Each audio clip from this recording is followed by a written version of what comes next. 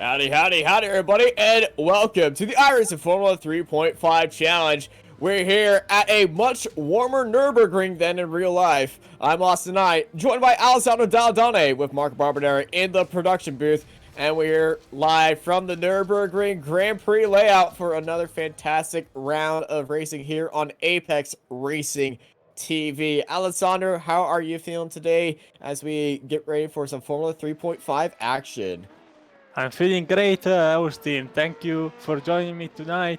It's a pleasure to be back, and definitely a very interesting combo tonight. Iconic track with one of the cars that maybe is much underestimated on the service.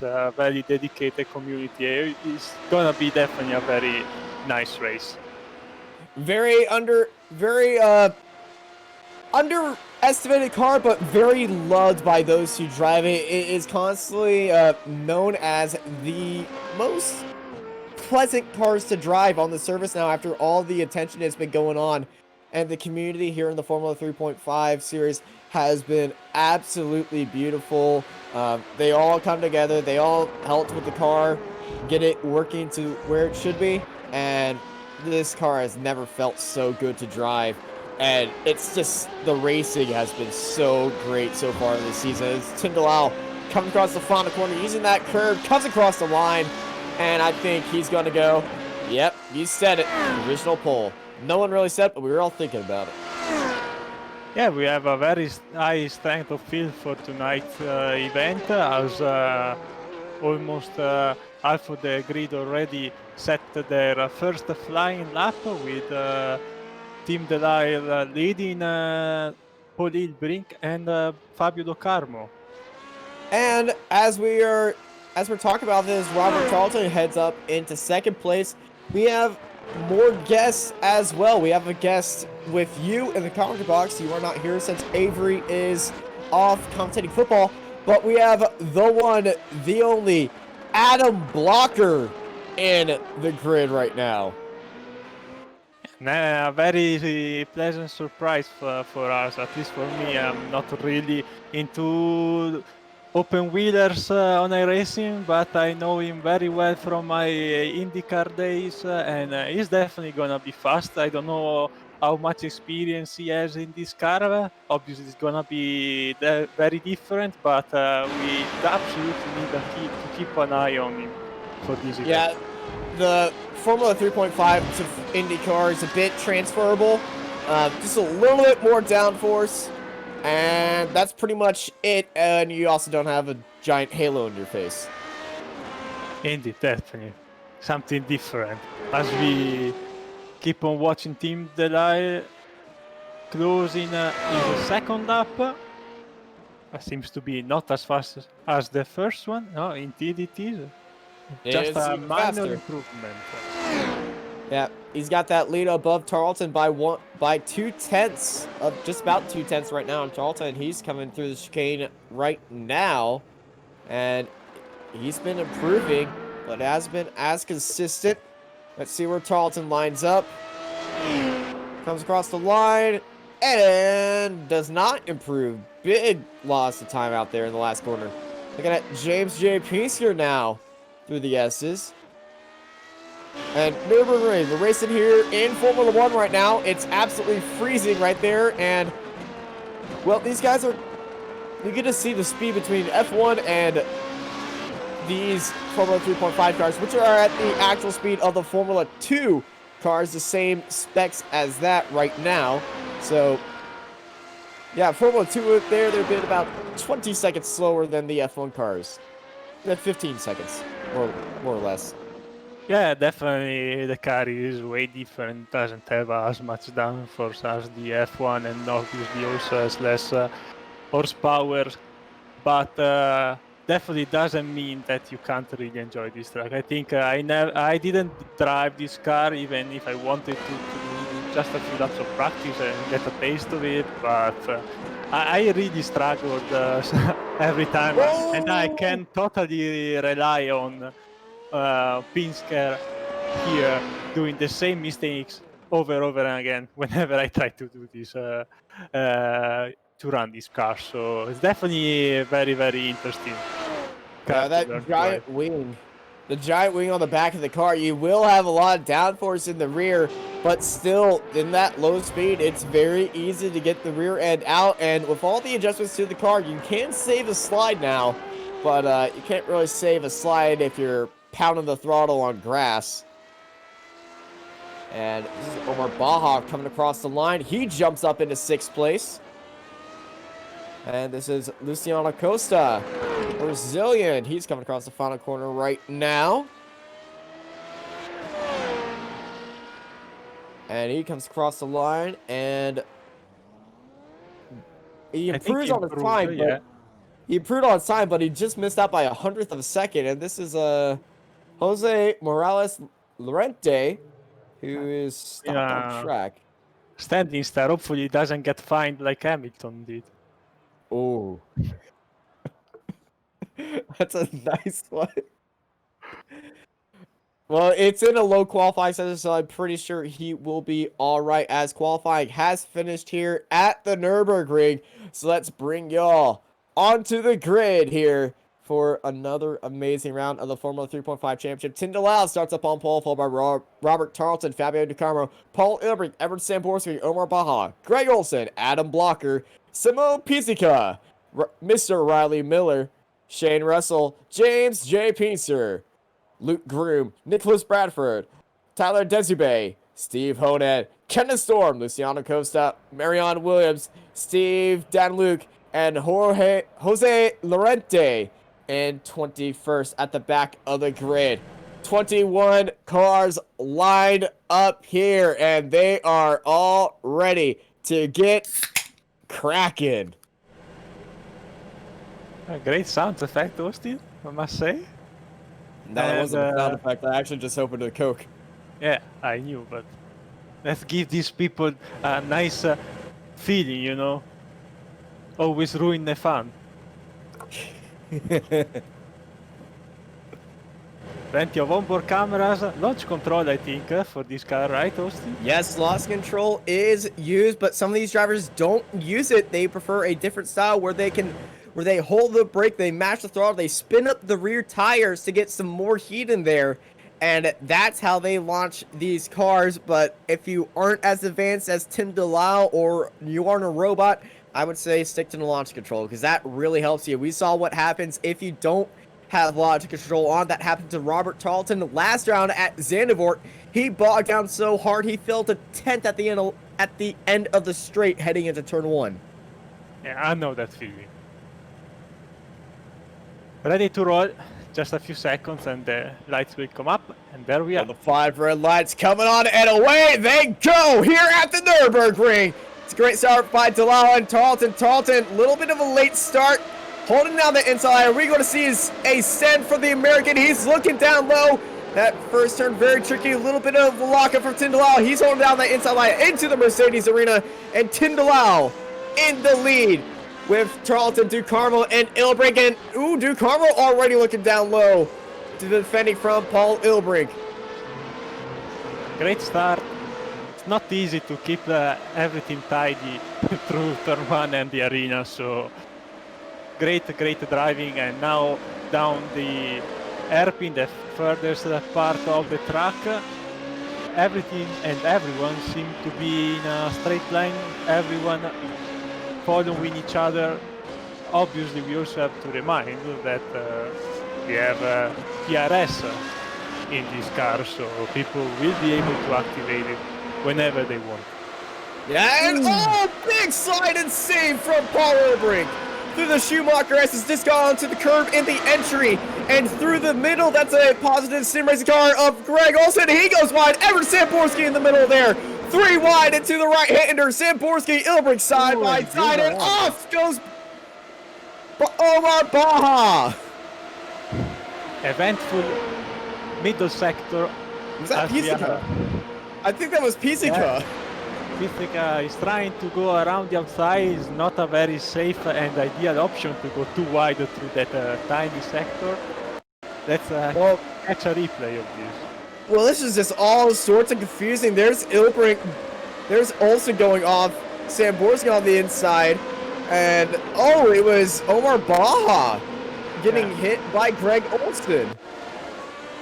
Pisco was there giving him a little bit of tap. And Tyndall has checked out. Yeah, great start. And definitely now he's going to try to open up a gap and leave Robert Tarton behind as we have still issues for Omar Baja. Yeah, he might be having a little bit of damage on that car, but once you get those rear ends lit up, it is very hard to control this car. And this is where we saw the streak of Tim DeLisle end last season in the final race. In this turn, he hit the curb, chasing for first place, and went spinning out into the wall. And that's how he ended his season last time out at this track. So it's a bit of a redemption arc for Tim DeLisle. Definitely wants to stay at first and wants to put this monkey off his back right now. But I think has some wing damage because watching the replay, I think he got also hit on the right side of the front wing. Oh yeah, he does. Baja does. So he might need to go into the pits and change the front wing, as Luciano Costa did, now sitting in last place. And Pizzica stopped on track and almost gets collected by Steve Honan right there in what would have been a monster crash. But what is that? Oh, Simone Pizzica, he has wing damage. Are we going to see an incident, or does he just completely give up? He completely gave up. Not the safest decision there. Yeah, no, we almost saw a monumental crash, but this is on board Simone Pizzica in this incident. I think this is where he did hit Baja. Yes, he did. And, oh, that really sucks for him. But, Simone Pizzica out of this race, towed into the pit lane. We don't condone these actions anyway. Sorry, Austin, but you can't stop the car in the middle of the track with uncomfortable. Yeah, no. Traffic, so no, if that would have caused it, we don't want to see. Yeah, if that would have caused a collision, there would have been a massive iRacing protest, and that would have led to at least a week ban.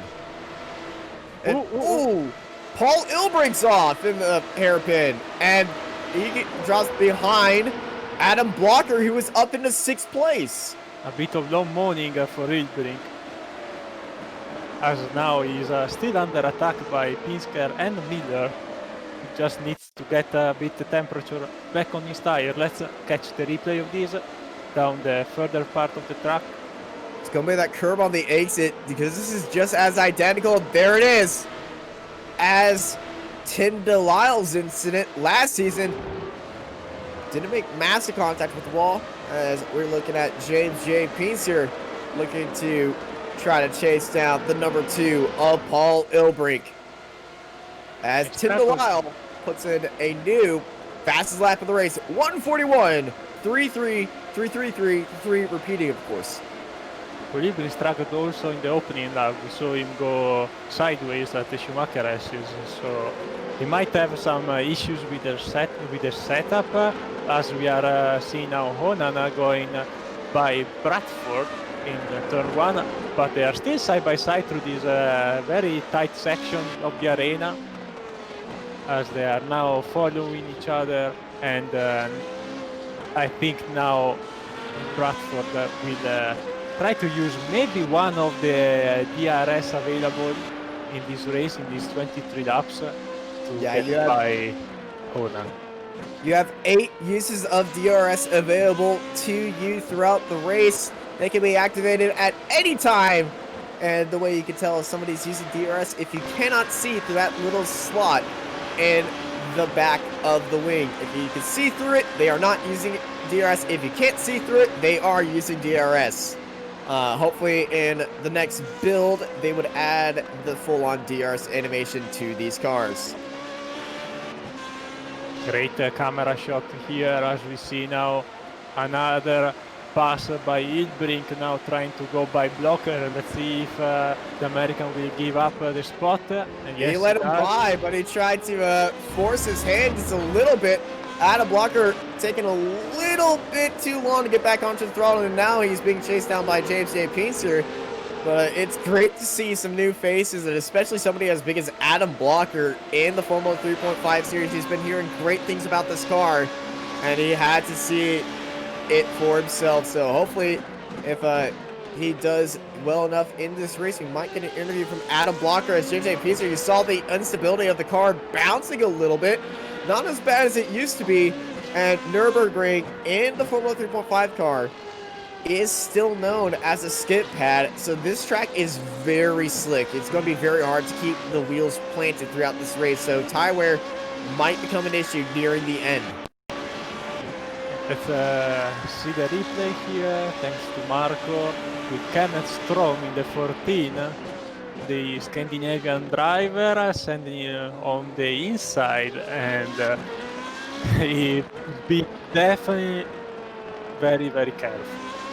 James Pinsker still following Adam Blocker. It's not that easy, Austin, to make a pass happen around here with this car. Yeah, it's gonna be taking a lot of skill to get around somebody here at the ring.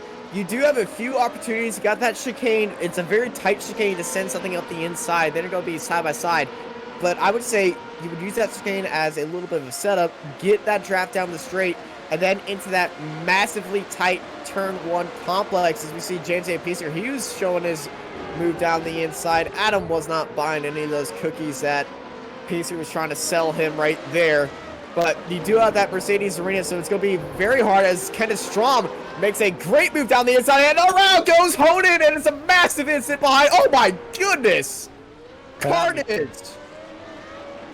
Hopefully they rejoin the track carefully, but I think they should have pitted both straight, going back to the pits, change their front wing. Now we see the replay. Well, here's Strom sending it down the inside. Amazing move. And here's Tyler Zebe. And he just gets turned around. Steve Honan goes into the pits, and he just gets clobbered right there by Steve Denenluke. Yeah, very unfortunate. It's a mistake that everybody did around this track with an open wheeler. This tiny chicane is very, very bad.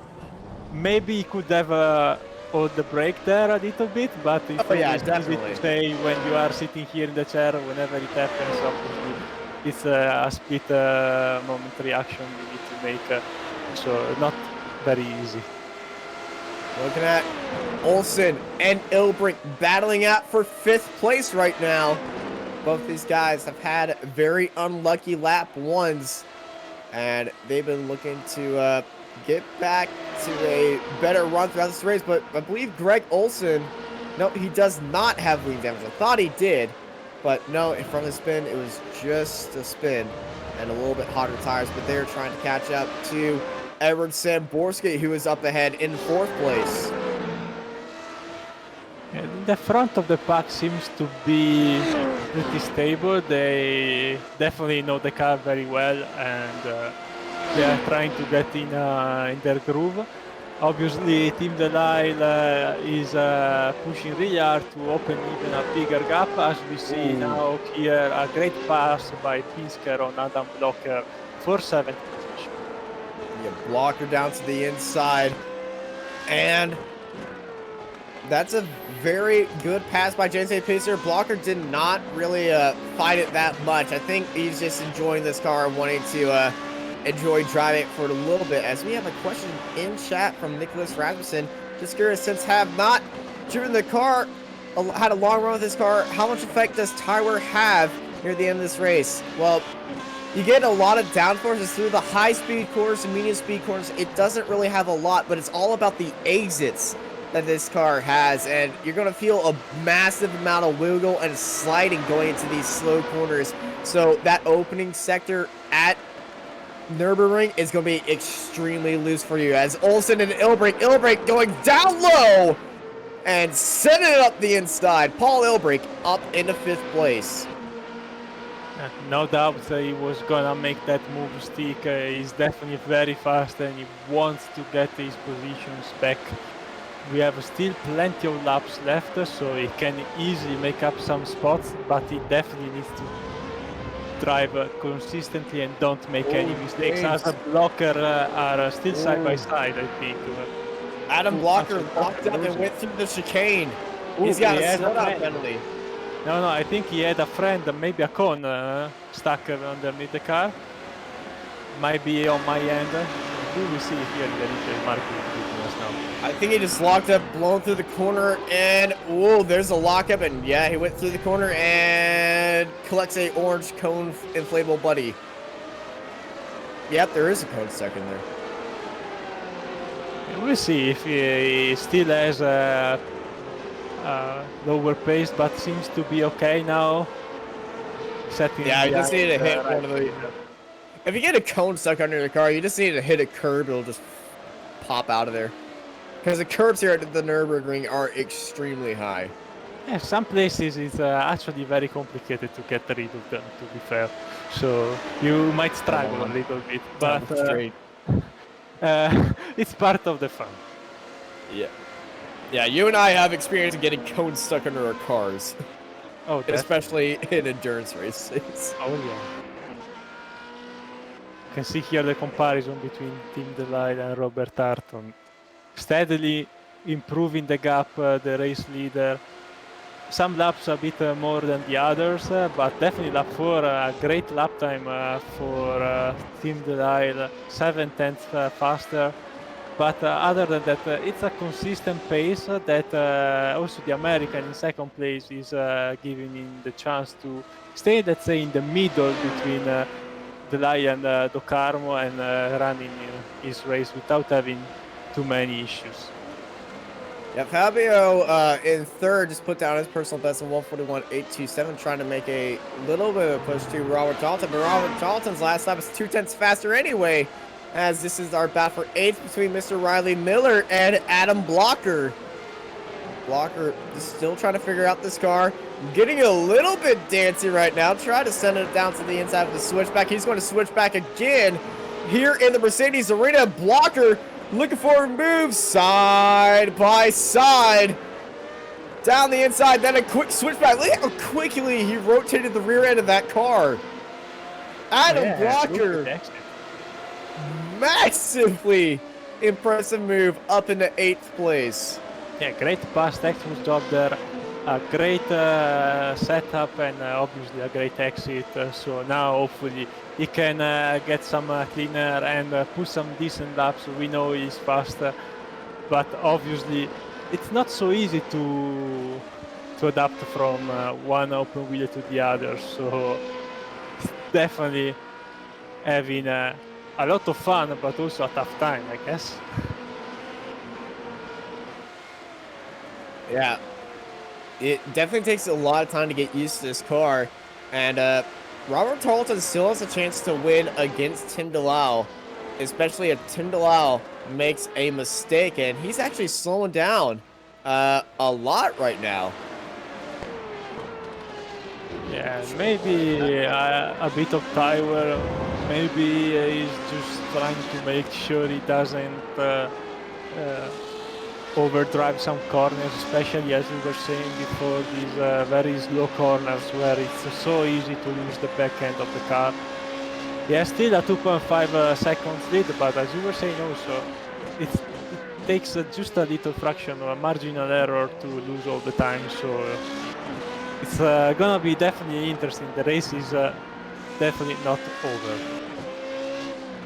Yeah. Every week we see these guys go through a lot of stuff on track. There's still a very nicely packed, tight group. And when something happens to one of them, they all let each other know that something's happened. I remember Greg Olson at the start of last season actually broke his wrist. And he got back on track, and everyone was very supportive of him. Another Formula 3.5 driver, James Malo, is not feeling well right now, and he's actually in the hospital with some medical stuff. So from everyone in the 3.5 community, we are wishing James a fast and speedy recovery and hopes he gets well soon.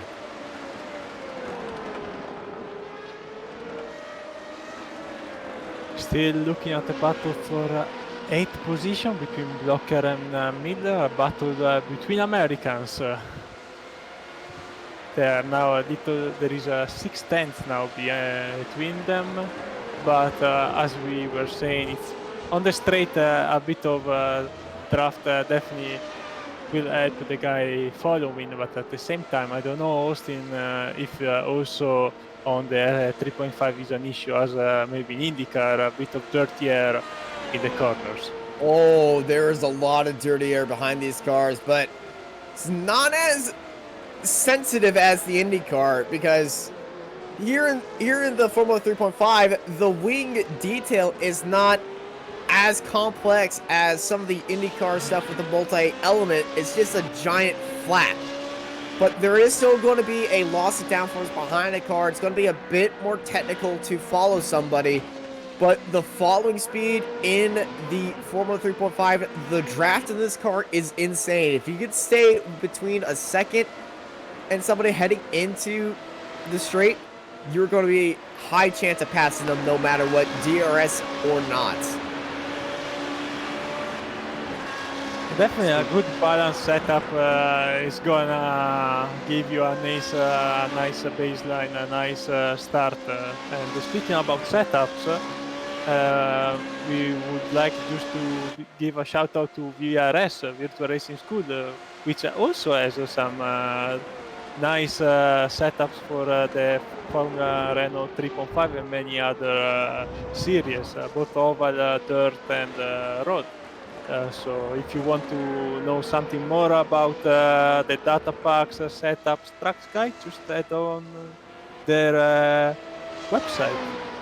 Yeah, and another thing to do with VRS is the Apex Racing Academy, where they have 29 data packs with setups, track guides, and it's integrated with VRS, so the same setups, and they still have that wonderful data analysis software, and you get weekly group coaching sessions, plus more over at Apex Racing Academy. All the information about VRS and Apex Racing Academy can be found in the description of this video. We are halfway through, and we have still a very tight battle between Blocker, Miller, and also lurking in the background, he hasn't been very active yet, is also Shane Russell. Yeah, Shane Russell's been quietly creeping up on these two in front of him, as Miller's dealing with the dirty air and Blocker's still getting used to the track, but Shane Russell slowly getting faster and faster.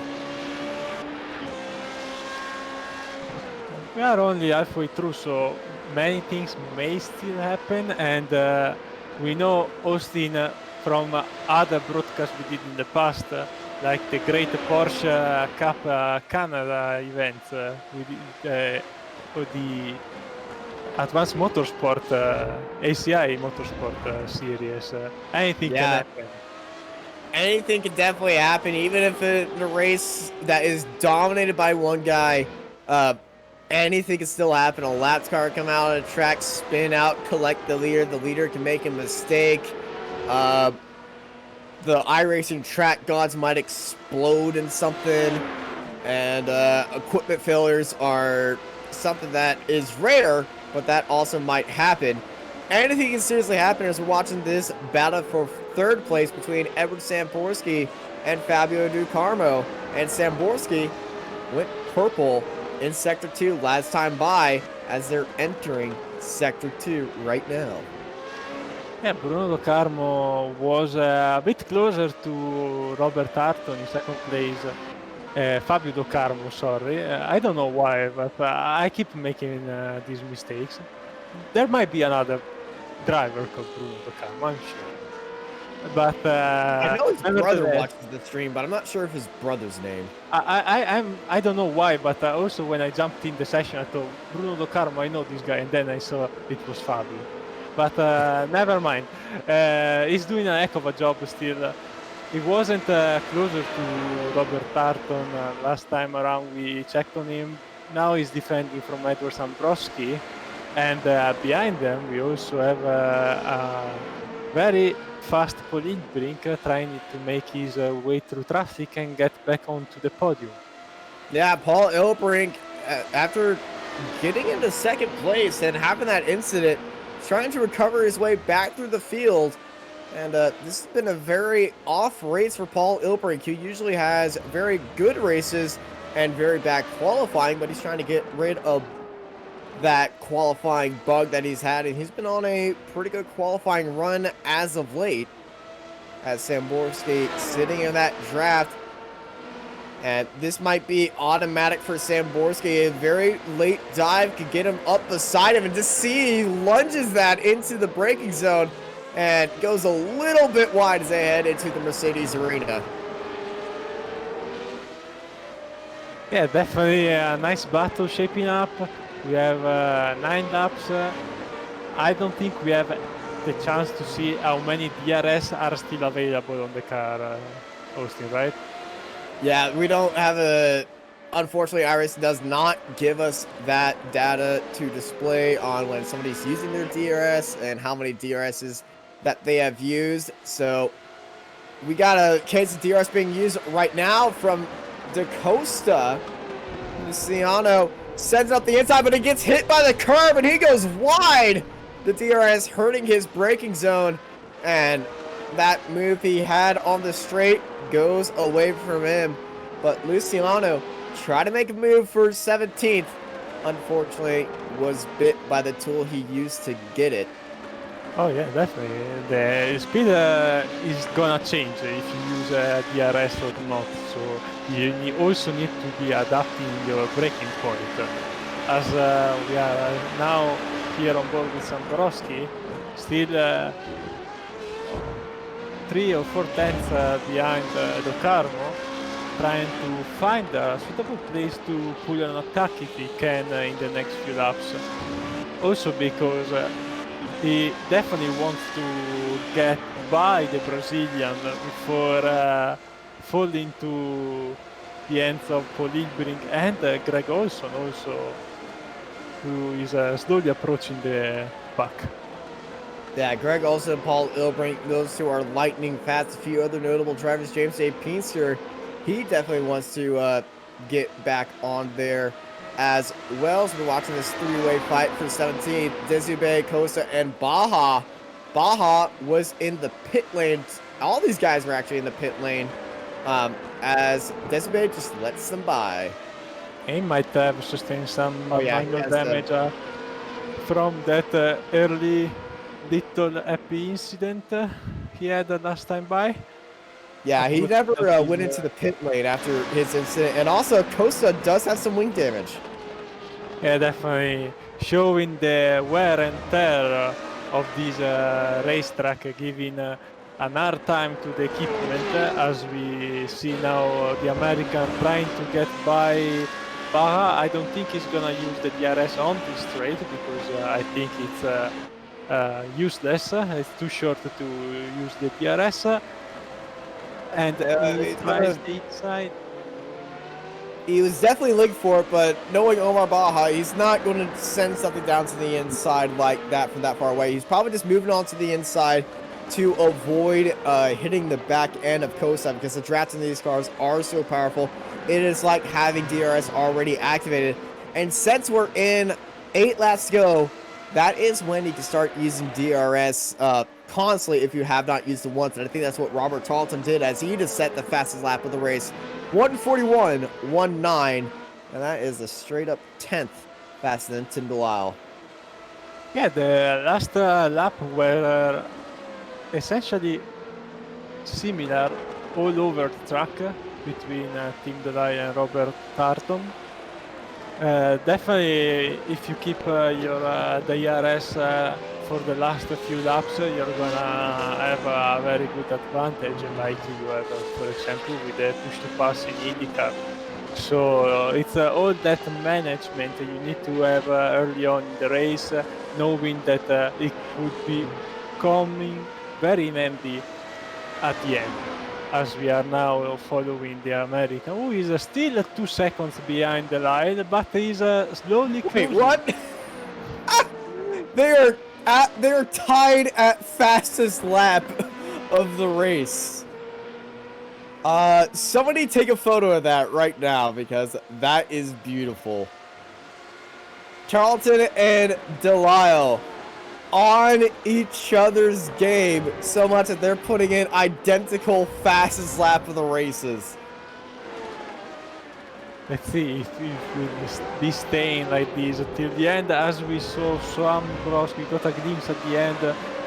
Sam Broski trying to pass Do Carmo, but at the same time now has to defend from Nurburgring, who really close. Here comes Ilbrink. Ilbrink knows how to set a guard down to the inside here. And Ilbrink, here it comes. Down low, setting it on the brakes. Duke and Samborski defending around to the outside. Now Samborski's going to have that inside line side by side to go. And what a move by Ilbrink off the AC. Gone to the throttle a little bit earlier than Samborski. Swung around to the outside and chopped off the nose right there. Paul Ilbrink up into fourth. And now he's gonna definitely try to set up a pass to get also Do Carmo. Is very close, as we have now still Tartan hunting down Delisle. Great consistency by the American. The last lap was, as you can see from our beautiful graphics, It was identical. 1,000 slower than the previous lap. 1/1000th of a second slower than his best lap, and all this information is brought to you by the SDK at the iRacing SDK app. It adds virtual live HUD to iRacing, and we can show your timing towers, enhanced live boxes, mini-maps, and fuel calculators, and more. That helps a lot, especially in a long endurance race. And you can stream to your Twitch with the most complete overlay on iRacing. Broadcast your league and series like we are right now. With the SDK Gaming, syncs your commentary team's cameras, focus drives, and overlays with your broadcaster. And you can adjust your team's strategy on the fly with the most accurate live timing on iRacing. That's the SDK Gaming app. And you can find more information in the chat by going to sdk.gaming.co.uk or whatever that site is. The information is in the description. And you get these fancy graphics too. Such a beautiful graphic, like this official Formula 3.5, or you also have the nice NASCAR ticker. So very unique overlays on SDK Gaming. Yeah, I actually enjoy using the NASCAR ticker a lot. It doesn't really provide me a lot of information to look at, but it's cute. It's very nice to look at, especially under caution. Indeed. Let's go back to the track, Austin, because we have definitely something coming up between these three. They are gonna give us some nice show. Yeah, Ilbrink in the middle of this group in the battle for third. Do Carmo leading out, and Ilbrink, he is looking feisty. And if you look just behind him, I see Greg Olson slowly creeping in on these three. And Fabio, he's been slow off the pace. He might be struggling with a little bit of tire wear now. Or he just slowing down to back up the field, and hopefully this will mean some carnage for him. Might come helpful, you know. This nice tactic of bunching up people and essentially giving them the chance to fight it off, and at the same time, if you're good enough, you might also break away from the pack. So this is the premier tactic used in Abu Dhabi from Hamilton, you know, a few years ago. As DeCarmo just looking back at Ilbrink. Ilbrink taking a few different lines, trying to find some advantage off the exit, trying to pull what Adam Blocker did. But just more laps following DeCarmo, just steadying him. Hopefully the race official will be a bit more lenient than the F1 stewards today on that track limit coming down the arena.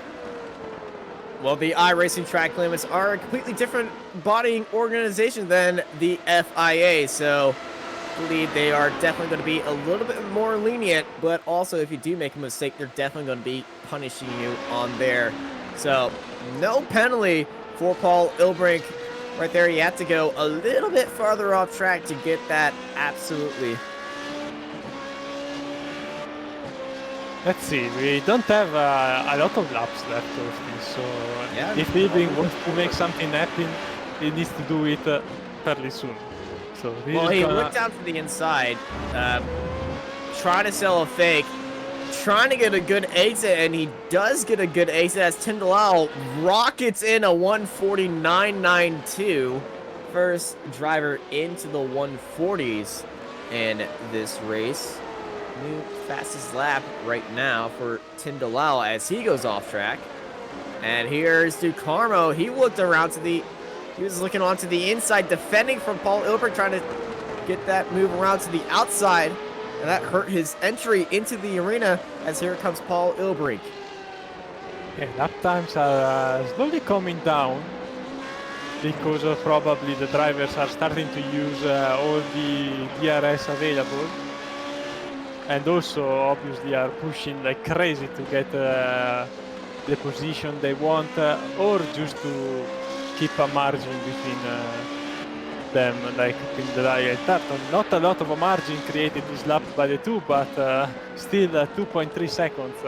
So it's gonna take a mistake by one or the other to change things up. As we see Ilbrink here closing. Ilbrink's got a lot of speed through the Schumacher S. Is trying to do it, round to the outside, unable to do it. Great defense by DeCarmo. Sent it through there and closed the door on Paul Ilbrink. Here comes Paul down that back straight, heading into the chicane. DeCarmo's defending onto the inside. And Ilbrink's just going to let him have that move. It's going to be hurting him onto the track entry.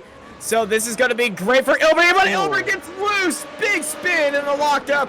And now he's side by side with Samborski. Samborski right there outside. They contact with each other.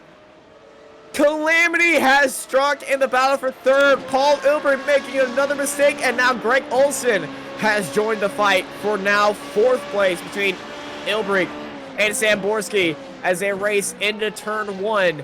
And Greg Olson get a surprise 2 spots with this new incident with only 3 laps to go here at the Nurburgring.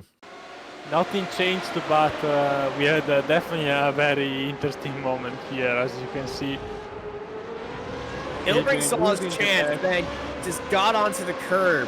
It's just a little bit too much mustard in a spicy situation, and then he sent even more mustard right there. You don't want a lot of mustard on your hot dog or your German sausage here.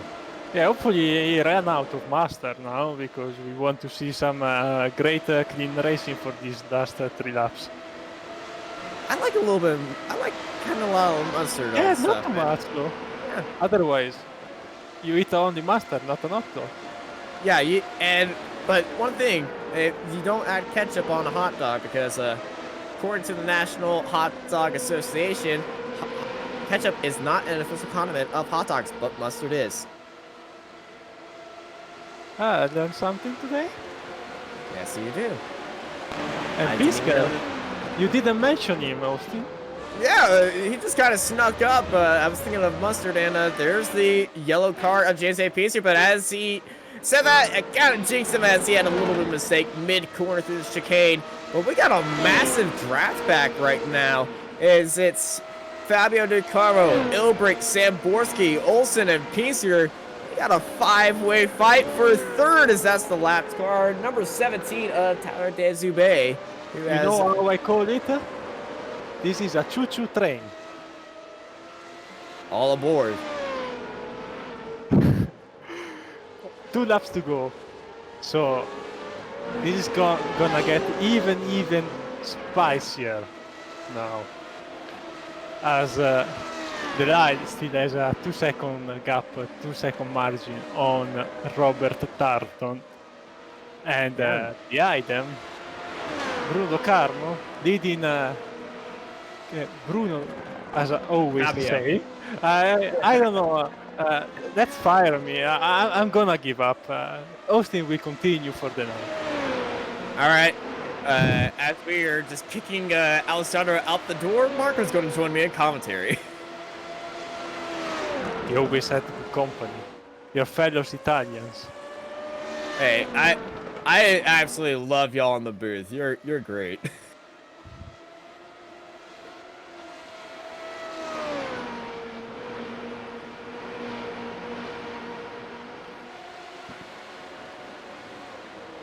Marco lost the word. Come on.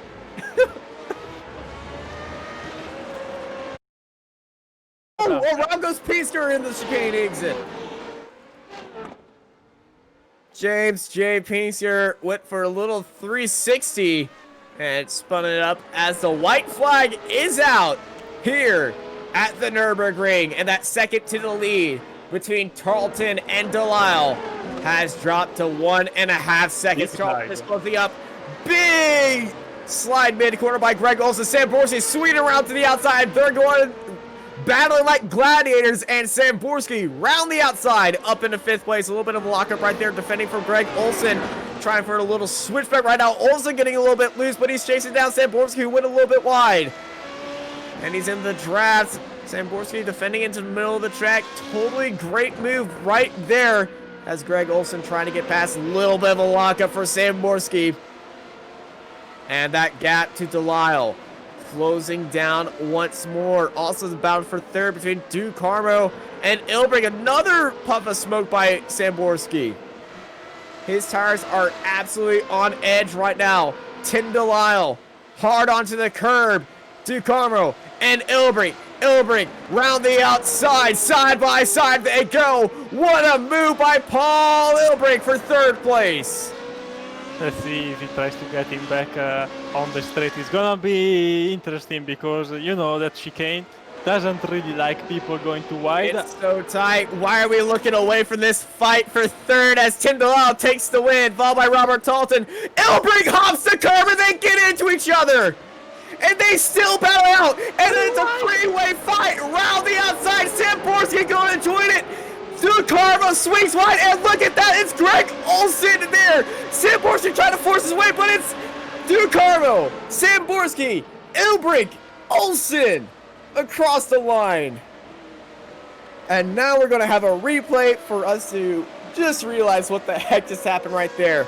Paul Ilbrink, great run, great move around the outside, and then here comes Fabio Ducarmo looking down to the outside now as heading up to the chicane, and Ilbrink sends it onto the brakes, crosses the track, hops over the curb, gets into Fabio right there. Here comes Samborski. He sees the track clear. He goes around the outside, but he has that outside curb, and then there's Fabio cutting off the nose of Samborski, and here comes Greg Olson, and Samborski got the draft of Fabio, crossing the line just ahead of Paul Ilbrink. They went 4 wide across the line. Great formation there.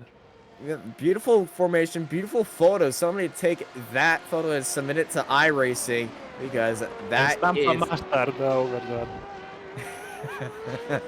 A lot of mustard was used in that last quarter.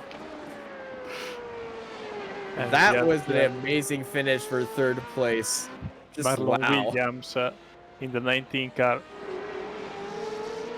Also battle for 16th to Marion and Luciano Costa as Marion jumps up for 16th and Costa in 17th.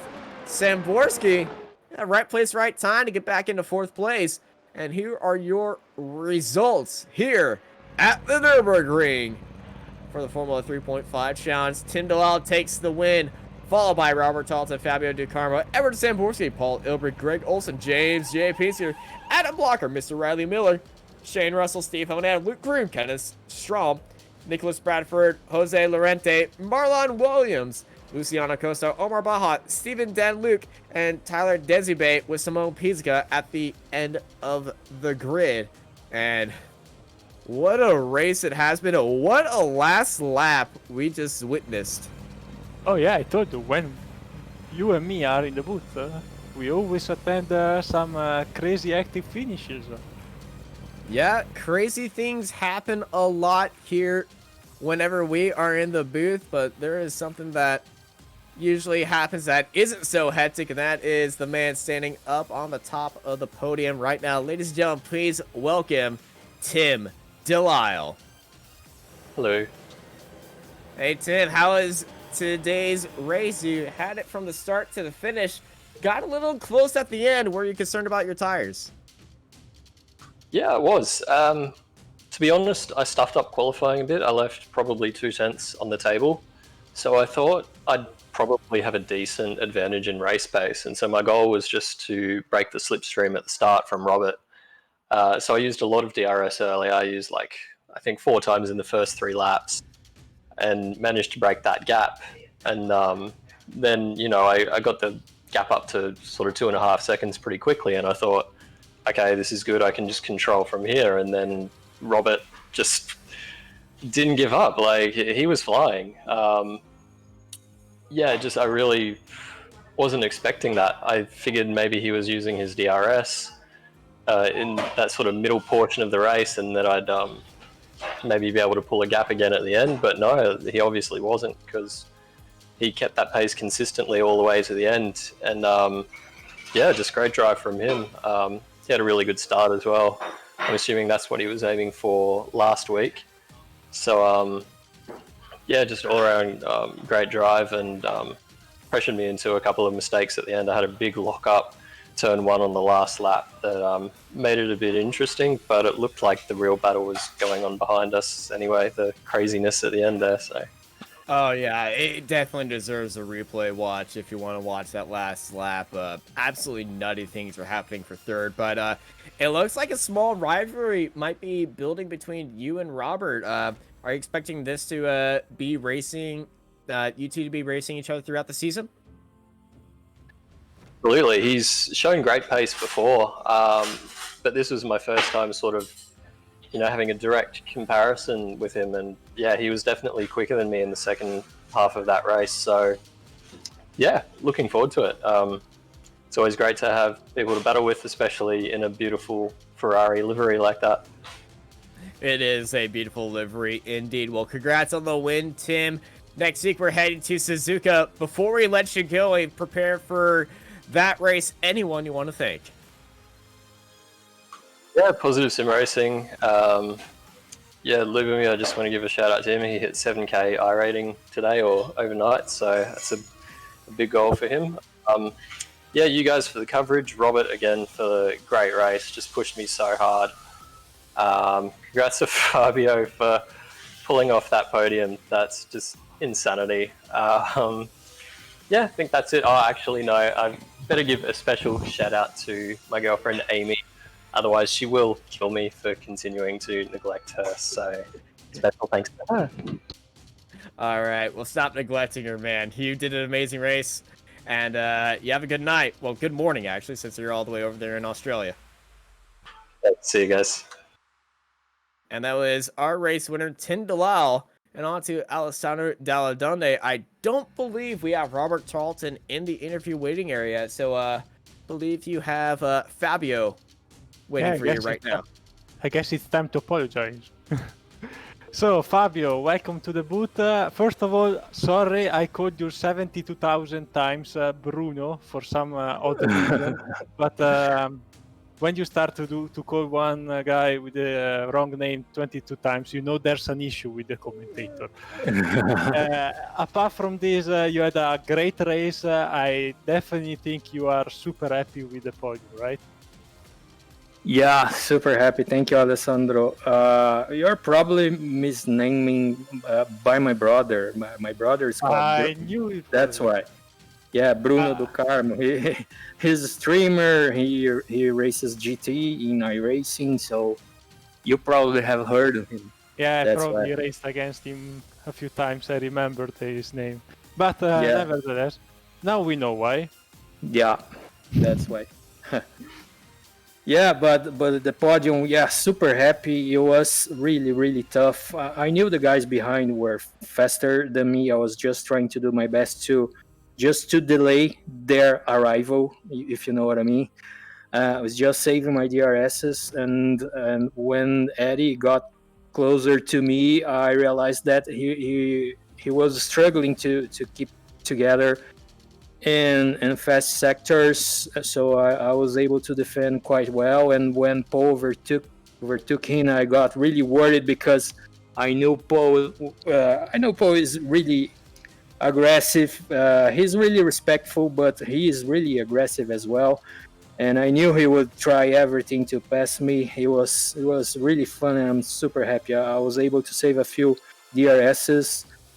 He was struggling in a few corners. I could pull away for a few times, which was really good to me. I was able to save some DRSs as well towards the final 2 laps, which was wonderful for the results. So yeah, really happy. And the final corner, I couldn't believe that we were going 3 wide in the final corner. I don't know if you guys catch that. And Oh, definitely, we did. It was almost a 4 wide at the end. really, Yeah, I really encourage to go watch the last few laps because we're I very would do. I would. Yeah, I would do for sure. I just heard 3 wide from my spotter, and I was, man, I have to brake really late and try to stay in my line. And it worked. It worked really well. It was really fun and super happy. Thank you. Thank you guys for welcoming me into the booth. Oh, thank you for giving us such a great entertaining race. Before we let you go, Fabio, anyone you want to thank? Sure, yeah, my lovely wife for letting me race and taking care of my kids while I'm racing up here. Just tell her that I love deeply. Also, big thanks to my kids for behaving. Julia, Sofia, Daddy loves you, and also all my friends that are supporting me. Eddie Palm Tree as well, who lives in West but is always in touch, cheering for me. Thank you so much, guys, and of course for you guys for the wonderful broadcast. Thank you. Thank you very much. We hope to see you back on the podium next week. Hopefully, thank you. Austin, do we have still time for some more interviews? Well, we usually do 3, and instead of having second place with Robert Thompson, we will have an American in the interview. And I would say he is the lucky benefactor of that crazy last corner, ladies and gentlemen. Edward Samborski. Whew, we were playing NASCAR today, boys. That was wild. It absolutely was wild. Walk us through what happened there. You know, I saw Paul and Fabio side by side, so in the back of your mind, you're like, yeah, maybe it'll happen. That's not really a great passing corner. Then I'm like, well, I'm a second back. I'm pretty well placed for this. And I was like, oh, is Greg going to pass me? No, he's 6 cents back. All right, we're good. So I braked real late just in case somebody had a lockup or something. And then I just got on the throttle, and I saw sideways cars and smoke. And then I'm exiting the corner, and my immediate reaction was, oh, you need the inside for this because there's a nasty bump on the outside of that corner. But I couldn't have kept the power on and got to the inside of the track, so I just floored it, went straight. I was like, well, we're going to brake late and hope we don't die. And I braked a little too early, which is why Fabio was able to get the run, but I had to concede or we would have had a 4-car pileup. So I'll take the +1, you know? Well, it did turn out well for you. You finished 4th, and probably an amazing photo finish opportunity for you right there. Next week, we're heading to Suzuka. How are you preparing for that race? Lots and lots of laps. Suzuka is very heavily dependent on being pinpoint precision with your lines. That's a tongue twister I didn't mean to do. You can easily lose time, so you just have to run laps and make sure you're got your marks, and hopefully I'll be a little more competitive. I struggle here for some reason. I don't know why, but we'll see. Hopefully I can get a little bit closer. I don't want to be 16 seconds back. I can handle 3 or 4, but it's a bit much. All right, well, congrats to you. You finished 4th today. Anyone you want to thank? Paul for not killing me, because that was close a few times. Could have went either way, you know. Well, you go have yourself a good afternoon and get some laps in there. We'll see you at Suzuka. Sounds like a plan. And that does it for us here at the Nurburgring. I've been joined by Alessandro Dalla Donde. in the commentary box with Marco Probener in the broadcasting booth. He's been giving y'all all these amazing graphics and camera angles and messages on the screen. Thank y'all for watching here on Apex Racing TV. I'm Austin Knight, and I hope y'all have a great night.